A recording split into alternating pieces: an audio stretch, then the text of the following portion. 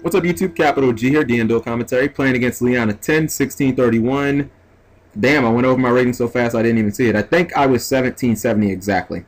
Alright, so know your model in my opening hand. I go for Mikazuki, set Black Horn, set Breakthrough Skill, set Mind Control, pass turn. These are the type of hands that kind of play themselves out. I mean, what was I going to do? Like summon Crane? That just would have been dumb. So I checked my back row as he plays Tenki, and for a second I thought I was playing Mirror Match. I was like, great, I can Snatch Steal Yamato and make Susanoo. But nope, he summons Bear, and I'm like, okay, well, I'm going to have to burn Breakthrough Skill. So he activates Bear's effect, paying the cost of sending Tenki to the graveyard. I Breakthrough Skill it, and I pass to him. Now, depending on how many back row he sets that would determine if I was going to use Mind Control. He set 3. And I was like, I don't know. So I'm just like, alright, I'll attack. I know if he lances, I can Crane him. Plus, I can get Carnation during the end phase. If he just de-prisons, I can summon Crane. And then I can Mind Control, and I can go into an XC. Or I can just set Memory. Memory of an adversary right there is really the reason why I felt like I didn't need to use Mind Control. Because if he just attacked with Bear, I could just Snatch Steal it using Memory's effect. Assuming, again, that he doesn't have Lance or something. Then he plays another Tenki, and I was like, fuck, I didn't expect him to have, back-to-back Tenkis, because I already know that he can just go Bear Pop, and I'm going to have to let my Mika die. He goes for Wolf Bark, and I was like, did he open like 2 bears or something? And that's exactly what he did. He must have opened like 2 bears. So I've got Max C for Wolf Bark, so I'm like, alright, I'm kind of good there. He plays Bear. Obviously, he pops my Mikazuki. There's nothing I can do about it. He attacks. I play Memory of an Adversary, and I'm like, okay, well, I'm going to eat 1600 regardless. It's still a direct attack, so doesn't change anything. The only difference is, potentially at the end, at his next end phase, I can get him, or I can get a free bear. So he's still +1 because of the bear, but when Memory resolves, I'll be +1, so it'll technically be even. So he's thinking, and I wasn't really sure what he was going to do. I was like, why would he play Soul Charge? That would be dumb. And main phase 2. I draw another Crane, and I'm like, oh my god, this is awful. 2 Cranes, no good. Now when you don't have other monsters. So, I was like, well, I've got Max C, and I've got Black Horn of Heaven. I feel good. I'm just going to pass. So that's what I do. I just end turn, play goes to him. I fully expected him to summon Wolf Bark, which is what he totally didn't do. He summons Myrmilio, and I'm like, damn, that's going to get him a plus. Plus, I'm going to eat 1600, and my Maxi's dead. And obviously, I can't use Black Horn because he doesn't have more than 1 monster on board. So it's not like he's going to exceed. So that was like the perfect card for him, especially against an open field. And 2 of my monsters in hand, they can only clash. Like, I wish I had Turtle or Hare or something like that. Then I could, I could force him into using Bottomless. And if he didn't, I could obviously just crash. So, I'm looking at his Banish Zone. Obviously, I get me a free copy of Bear. The Bear from the Memory of an Adversary. I expected him to Bottomless here. He Torrentials. I guess the result is the same. It's a 2 for 2. Because all I would have did with Bear is just crash. So, it's still a 2 for 2. I mean, I guess I got kind of what I wanted out of that. Now, this is the part that sucks. During the end phase, he goes for Myrmilio. Popping my Mind Control. So, that's no longer a thing. And it was actually during his turn. Now the fact that he's under Max C means that there's no way in hell that he's going to summon Wolf Bark. So I'm like, alright, I want to just go ahead, use the Max C. Hopefully he'll just attack, because if he went for Wolf Bark, he might have been able to potentially game me if he runs like Tensu. Anyways, I summoned Crane. I thought he was going to let that slide, and he doesn't. I was like, okay, thanks. I really didn't expect him to use Bottomless, so I, scoop up Carnation, activate that. I attack with both monsters, and he eats both attacks. And then, I think in main phase 2, I'm going to go for Susanoo because it has the highest upside. I wasn't really sure what to get from Susanoo. I was thinking, alright, I have Torrential. I'm probably going to need to burn that. So maybe I should dump Hare, but I don't like doing that play. I felt like I got Book of Moon, plus I've got Black Horn of Heaven, so I'm just gonna go ahead and get Yamato. If my I tried to summon it here, forgetting that I totally summoned Crane, And then I had attempted, or what I was going to do was I was going to dump Hair, and then I totally forgot, hey, I normal summoned Crane. And so I had to reevaluate my plan. I figured Susanoo was going to die anyway. I didn't really feel the need to protect it with Hair because I was like, if it still dies after the Hair, I'm really fucked. So he goes Wolf Bark, and I'm thinking here. I'm looking, obviously, I'm like, all right, I've got Blackhorn, but if he has a monster, or excuse me, if he has a breakthrough skill, not a breakthrough skill, a wiretap, obviously I want to do something before he exceeds. It doesn't matter if he has 2 monsters on board because Susanoo can kill them all in one swoop. So I was like, all right, that's no big deal. I'm gonna Book of Moon the Wolf Bark. For some reason, he puts Bear in the graveyard. I didn't quite understand that. I guess he thinks that I'm doing it on the summon, which, I mean, it didn't really matter to me. It doesn't make that much of a difference. He has Soul Charge anyway. For some reason, I always think that Wolf Bark is a trigger. I always think like it's a trigger summon and not on it's not a ignition. So he plays Soul Charge. Now this pretty much forces me to torrential. Number one, Myrmilion's gonna pop a back row anyway. So I guess I could wait and see if. Here's the problem, right? All right, he has access to 101, right? So I guess I could wait to see if Myrmilio pops the Black Horn of Heaven, right? And then when he goes for an Exceed, I could torrential. If he goes into Black Horn, if he goes into 101, I could torrential then. But it's like, it didn't really make any sense there. You know what I mean? Like, just use the torrential. But then he would have a 101 on board with 1 material. So I was like, fuck it. I'll just clear the entire board. Now, he doesn't choose to activate Myrmilio's effect. And I'm like, man, we're both playing pretty shitty right now. This has been a really sloppy Yu-Gi-Oh game. So, obviously, I play the Yamato that I got from Susanoo. I attack. And at this point, I'm not super happy about having Blackhorn because I feel like the chances of him drawing another 1-card Exceed are so low. I doubt he's going to draw another Soul Charge or something like he already used Wolf Bark. He already used all his major Exceed tools. So I'm like, okay, I'm not going to get any value out of this Blackhorn. So anyways, he scoops it up, and I go into my side deck. This is like my current Bujin deck. I've been testing out Siryu instead of a 3rd Crane.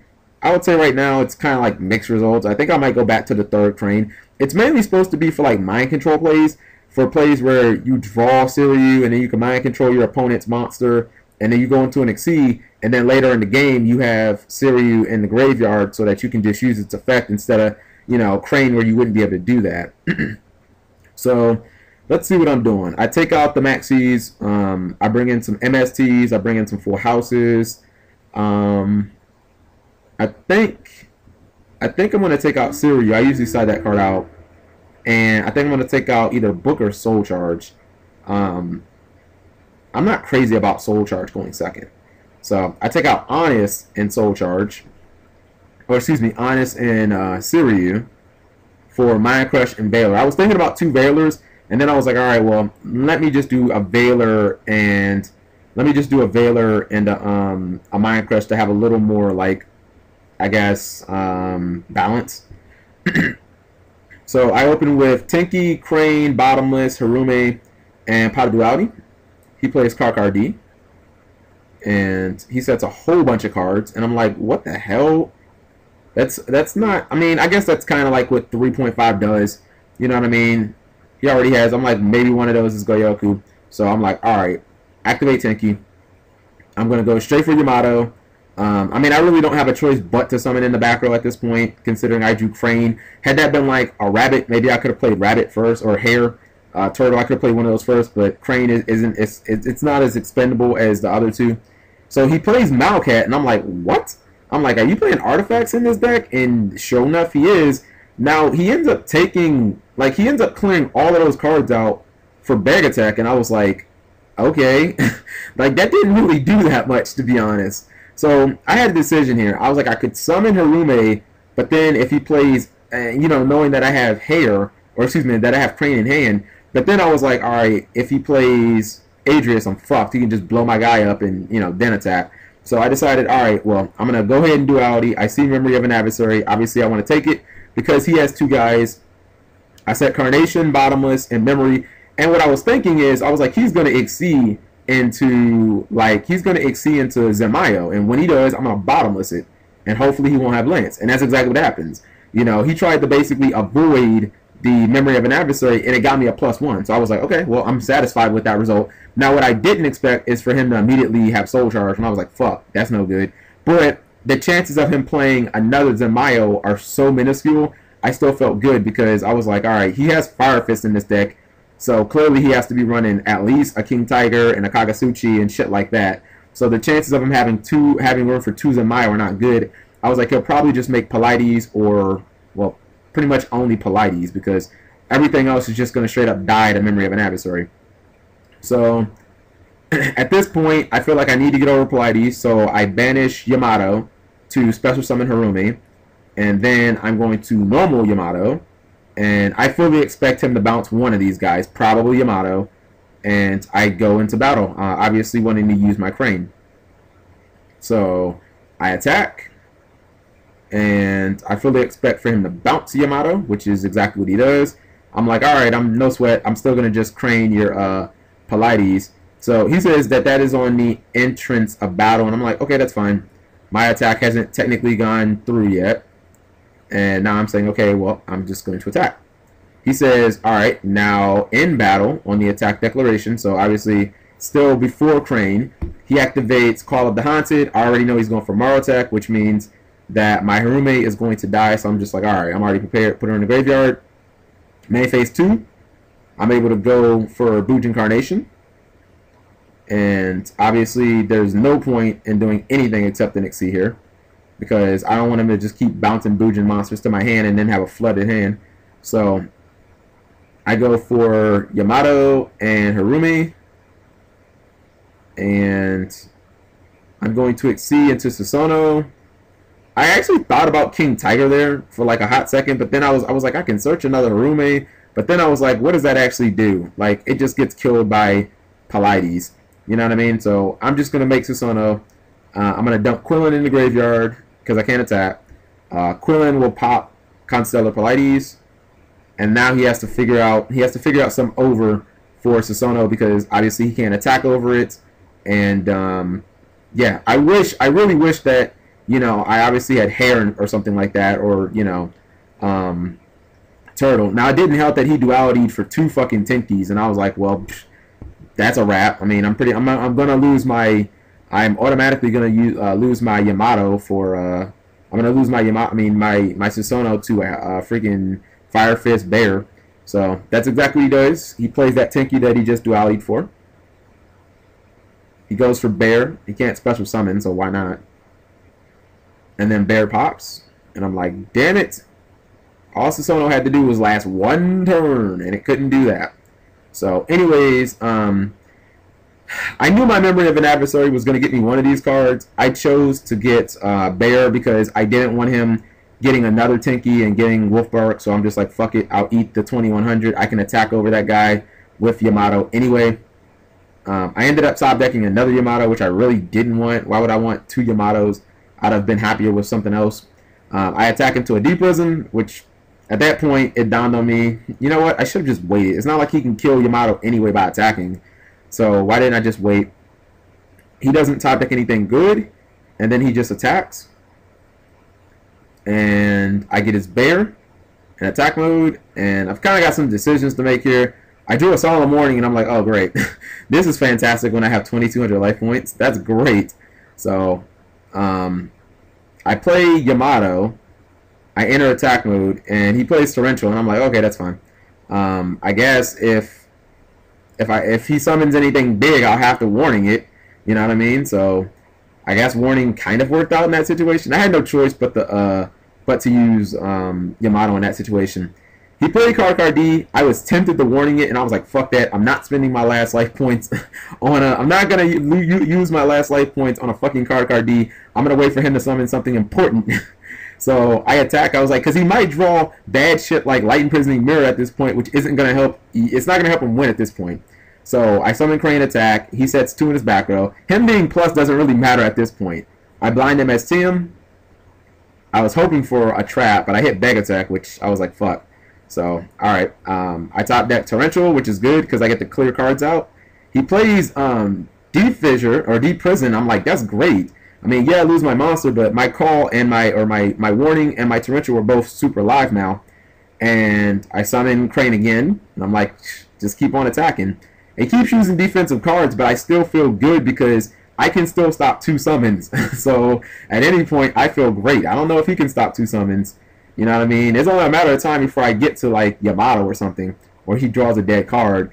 I drew Memory of an Adversary, and then it became, do I want to use Memory or do I want to use Solemn Warning? And I had to think about that. Because there's higher upside with Memory, obviously, because I get your monster. But then with Memory, clearly, you know, like I'm investing everything with Memory. Although technically with Solemn Warning, it's about the same thing. The breakthrough skill that I drew probably wasn't going to help. And you see that with me only having 2,200 life points, he just wants a beater. I thought about using Torrential there, but I was like, no, I'm just going to wait. So I decided to burn Memory of an Adversary. I felt good because if he would have played Wolfbark and he would have went for Cowboy, obviously I had 2 chances to stop it. I could have Torrentialed him, or I could have breakthrough skilled the Cowboy. So, you know, I feel good. No, wait, actually I could have breakthrough skilled the Wolf or Torrentialed once he summoned something else. So I feel good in that situation. Alright, so you see I top deck Tenki, and I don't feel great about my position because actually I burnt through all of my Yamatos, and I'm like, fuck, I'm never going to get Hare in the graveyard. I'm never going to get Turtle in the graveyard. So I'm like, all right, well, I'll take Harume because it beats for more damage than Mikazuki does, and I've already used like all my cranes, so what's the point of getting Mikazuki? And then he flips over Iron Wand. I'm like, are you kidding me? So now I can't fucking use my Harume. That sucks. So clearly the better choice would have been to take Mikazuki in that situation, but you know, that's life, and that's how shit goes sometimes. So you see that he plays Tenki.